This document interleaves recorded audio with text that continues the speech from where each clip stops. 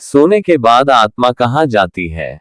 नमस्कार दोस्तों, आप सभी का हमारे इस वीडियो में स्वागत है। आज हम आपको बताएंगे कि सोने के बाद आत्मा कहाँ जाती है।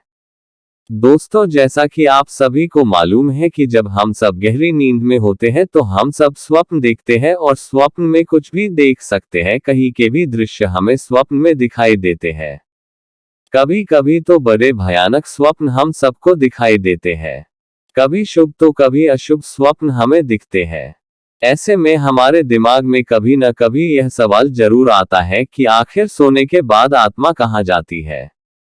दोस्तों, गीता में भगवान श्री कृष्ण ने अर्जुन को उपदेश देते हुए कहते हैं कि इस आत्मा को न तो शस्त्र काट सकते हैं, न ही इसे अग्नि जला सकती है, न ही इसे जल गला सकती है और न ही इसे वायु सुखा सकती है।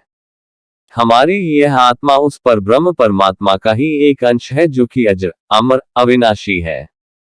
इसका कभी भी अंत नहीं हो सकता है। दोस्तों, हम आपकी जानकारी के लिए बता दें कि सोने के बाद आपकी आत्मा कहीं नहीं जाती है, उसे कहीं पर जाने की आवश्यकता ही पड़ती है। लेकिन हमारा मन गति करता है, इसी मन की गति को ही हम आत्मा की गति समझते हैं। सोने का मतलब आपका चेतन मन सो गया है। चेतन मन जो कि हमारे शरीर का ही एक भाग होता है। चेतन मन वह है जिसे हम जानते हैं तथा इसी के आधार पर हम अपने सारे काम करते हैं। ये हमारे मन की जागृत अवस्था होती है। हमारे मन में जितने भी अच्छे बुरे विचार आते हैं वो सब चेतन मन की ही देन है। अंदर का मन कभी नहीं सोता क्योंकि उससे इसकी कभी भी आवश्यकता ही नहीं होती है।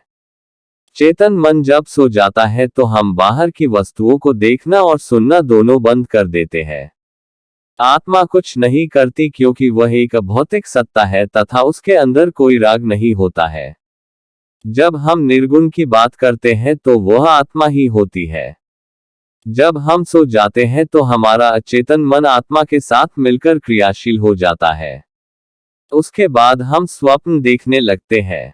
इसी वजह से हमें लगता है कि सोने के बाद हमारी यह आत्मा कहीं जाती है। दोस्तों, अचेतन मन चेतन मन से बहुत ज्यादा शक्तिशाली होता है तथा वह चेतन मन से अधिक काम कर सकता है तथा वह भूत और भविष्य दोनों को देख सकता है।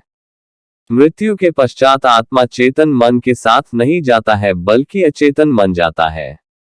शरीर के साथ ही चेतन मन नष्ट हो जाता है परंतु अचेतन मन आत्मा के साथ जुड़ा होता है, जिसे हम कर्म का ढांचा कह सकते हैं।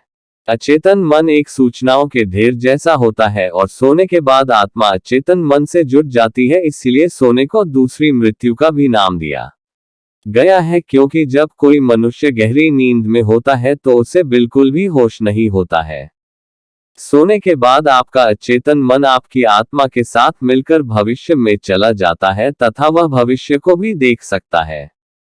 जब हमारा अचेतन मन भविष्य के अंदर जा चुका होता है तब स्वप्न के माध्यम से हमें भविष्य की कुछ झलक दिखाई देती है। इस तरह के स्वप्न तब आते हैं जब हमारा अचेतन मन भविष्य के अंदर जा चुका होता है। आपको कभी कभी ऐसा आभास होता है कि कुछ बुरा होने से पहले आपका मन विचलित हो जाता है जो कि अचेतन मन के संकेत है। हमारा अचेतन मन भविष्य के बारे में कैसे जान लेता है, इसके बारे में कुछ कहना बड़ा कठिन है तथा इसका आधार क्या है ये भी कहना कठिन है।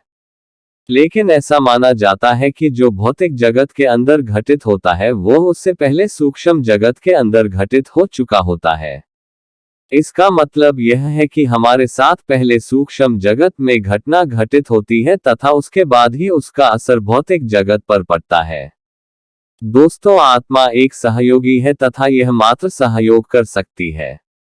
इसके कारण यह संभव है कि सोने के बाद दूसरी संभावना यह है कि आपका अचेतन मन भूतकाल को देख सकता है।